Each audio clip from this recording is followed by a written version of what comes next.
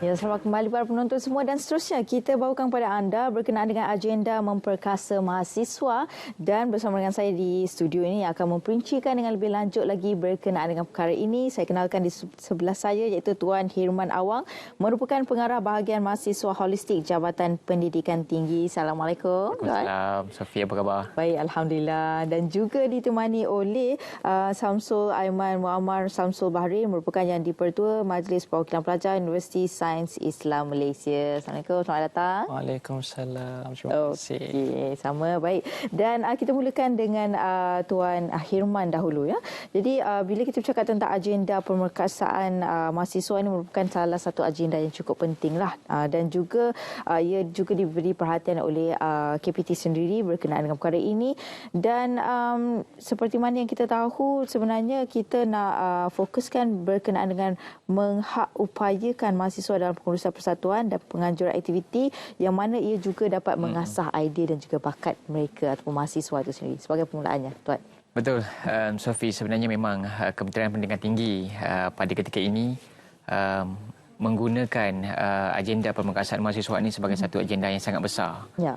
Dan Yang Berhormat Menteri Pendidikan Tinggi pada 30 Januari yang lalu dalam perutusan tahun baru 2003 telah menggariskan beberapa azam. Ada 11 azam semuanya yang ingin dibawa oleh kementerian dan azam yang ke-11 azam yang besar bagi saya dan seluruh warga halawan pelajar yang menjaga mahasiswa ni, kita melihat sebagai azam pemerkasaan mahasiswa ini sebagai satu azam yang memberi satu manifestasi makna yang baru kepada kementerian untuk menghak-upayakan mahasiswa.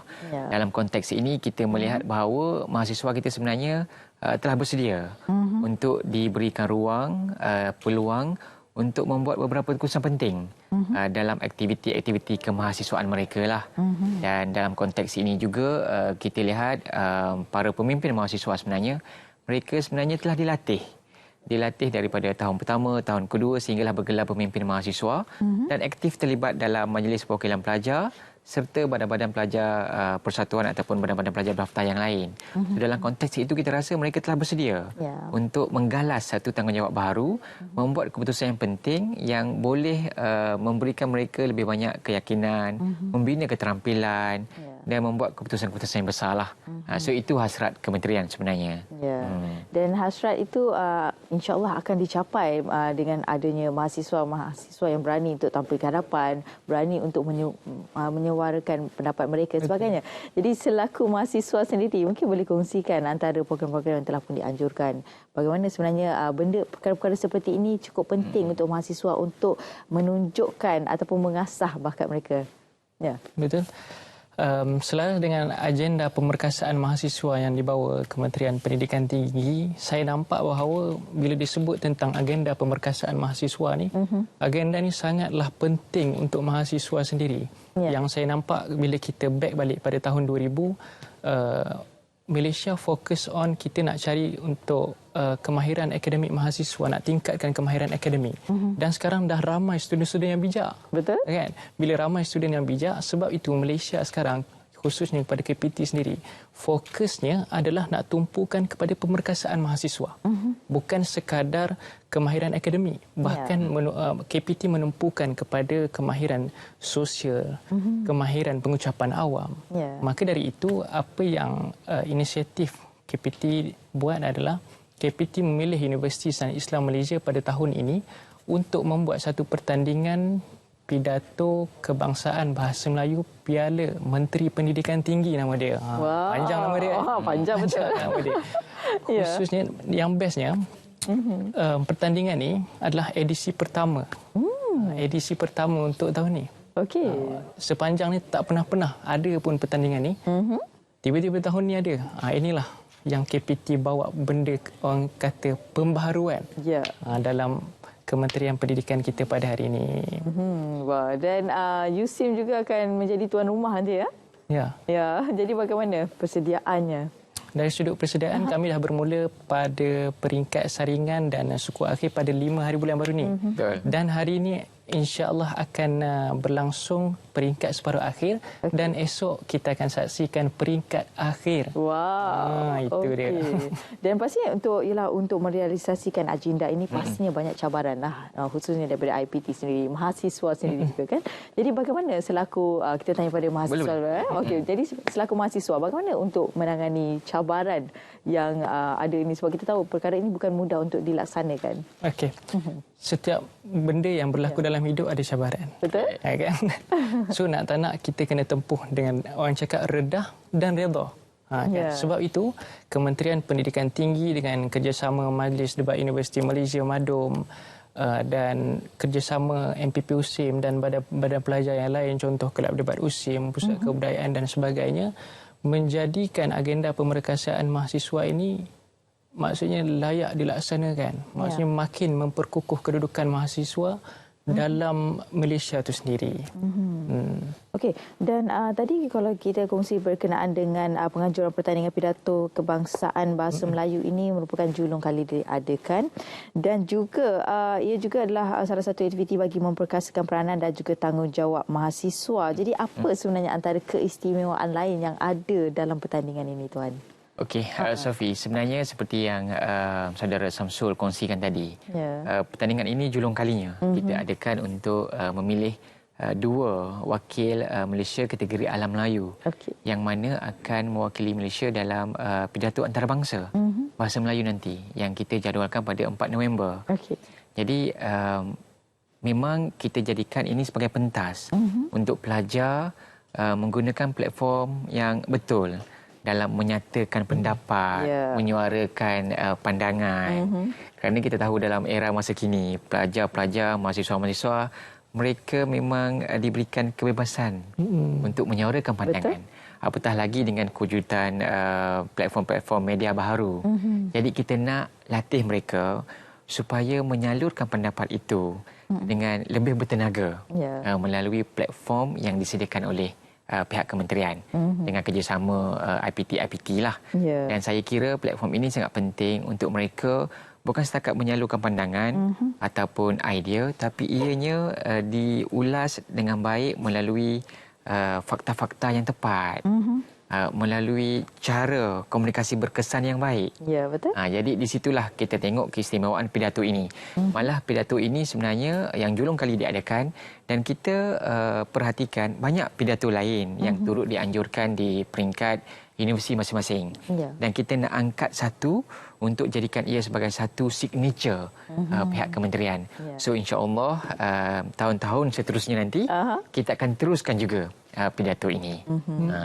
So itulah antara keistimewaannya. Dan sudah pastinya kerjasama di antara badan pelajar, MPP USIM, USIM sendiri, Majlis Debat Universiti Malaysia dan juga pihak kementerian ini, dia mewujudkan satu sinergi yang baik.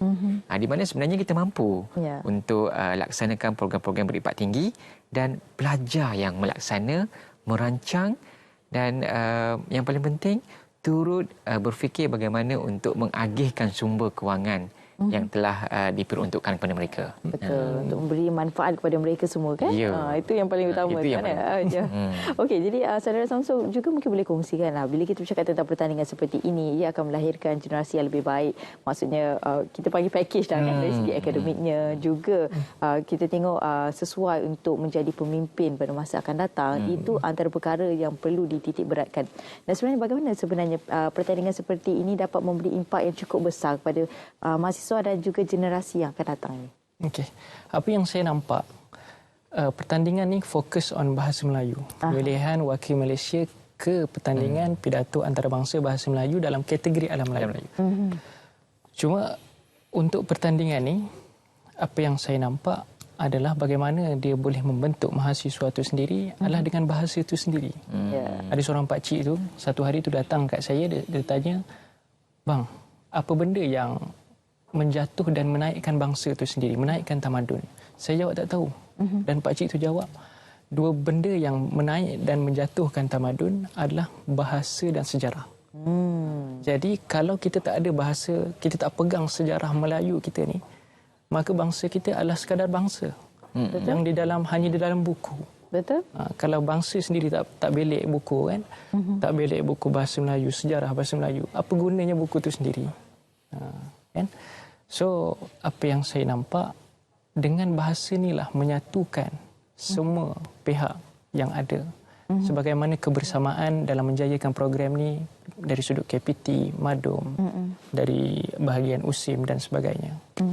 Okey, dan apa antara harapan KPT lah bagi pengajar pertandingan pidato kebangsaan yang julung kali diadakan ini, Tuan? Okey, mungkin Sophie saya boleh ulas sikit tentang agenda pemerkasaan yang KPT sedang laksanakan. Sebenarnya kita agenda pemerkasaan ini kita mempunyai garis masa kita. Okey. Dan garis masa kita ini kita ambil tempoh selama 1 tahun untuk melihat kejayaan dan keberkesanan agenda pemerkasaan mahasiswa. Dan kita pecahkan kepada 2. Okey. Fasa 1 dan fasa 2. Di mana fasa 1 ni dia ada 4 agenda. Antara 4 agenda tersebut adalah agenda untuk mahasiswa menguruskan sendiri pilihan raya kampus mereka. Seperti Saudara Samsul di sini, dia dipilih oleh mahasiswa yang menganjurkan pilihan raya kampus sendiri. Wow. Bukan lagi universiti. Jadi pastinya kita kata mahasiswa menguruskan pilihan raya mahasiswa untuk memilih pemimpin mahasiswa. Itu sedang berlaku. Dan yang kedua, kita juga dalam agenda kedua, kita perkasakan mahasiswa untuk merancang, melulus dan menguruskan program mereka. Bukan lagi universiti. So tidak ada lagi universiti campur tangan dalam aktiviti-aktiviti atau program-program yang dianjurkan oleh mahasiswa. So Samsul sekarang, dia rancang, dia lulus, dia laksana. Wow, pemimpin lah ya. InsyaAllah bakal pemimpin negara dia. Itulah yang kita cuba perkasakan. Dan agenda ketiga adalah kita beri peluang kepada mahasiswa untuk mereka mengagihkan peruntukan, menguruskan pengurusan kewangan mereka. Jadi macam yang Saudara Samsul buatlah. Kita sediakan peruntukan, Saudara Samsul nilai sendiri vendor yang sesuai, buat pembayaran sendiri, tengok cukup tak cukup di fizik ke. Banyak kerja. Jadi agenda yang ketiga pun sebenarnya sedang dilaksanakan oleh kita punya pemimpin mahasiswa dah. Yang keempat adalah kita nak keterbukaan dalam mahasiswa, keterlibatan mereka dalam politik. Jadi kita bagi, kita buka selaras dengan undi 18. Jadi ini antara harapan-harapan supaya semua mahasiswa ambil peluang ini untuk terlibat, Sophie. Dan yang paling penting, kita juga mohon IPT melalui bahagian haluan pelajar masing-masing memberi galakan. Apa pun pemerkasaan yang kita cuba laksanakan, tanpa panduan dan juga sedikit nasihat daripada universiti, ia tidak akan memberi kejayaan yang besar. Jadi semua pihak perlu bergabung dalam membantu mahasiswa kita ni. Itu untuk dia. menjadi pemimpin lah. Banyak tugasnya. Banyak tugas. Okey, jadi itu kan. Bila kita cakap tentang pertandingan ni pasti akan ada hadiah yang akan diberikan kepada pemenangnya. Jadi apakah antara hadiah yang akan diberikan? Okey, yang itu kita minta Saudara Samsul yang apa hadiah dia. Okey, saya YDP MPP USIM selaku pengarah program ni juga. Cerita dia. Untuk hadiah ni, simpelnya adalah nombor 1 kita akan dapat 1,500 mock check dengan CJ penyertaan. Piala pusingan pun kita akan dapat berserta piala iringan. Banyak tu. Macam-macam. Nak bawa macam mana? Penuh tangan tu. Dan untuk nombor 2 juga kita akan dapat RM RM1,000 berserta piala iringan dan CJ lah. Dan nombor 3 kita akan dapat RM500. So 1,500, 1,000 dengan 500. Nombor 3 tu lah. Nombor 3 tu 500. So untuk nombor 4 dengan nombor 5 akan dapat sagu hati 300 per pemenang lah. Okey. Tetap akan berikan juga. Tetap akan dapat juga. Dan hari ini kita pilih 5 yang terbaik. Daripada separuh akhir lah seperti yang saya cakap tadi. Dan esok kita akan ada majlis final pertandingan akhir. Dan pertandingan akhir ini akan disempurnakan oleh Yang Berhormat Menteri Pendidikan Tinggi sendirilah. So Yang Berhormat akan datang untuk melihat piala yang julung kali kita perkenalkan ni. So esok dia punya the day dia. Lebaran juga esok.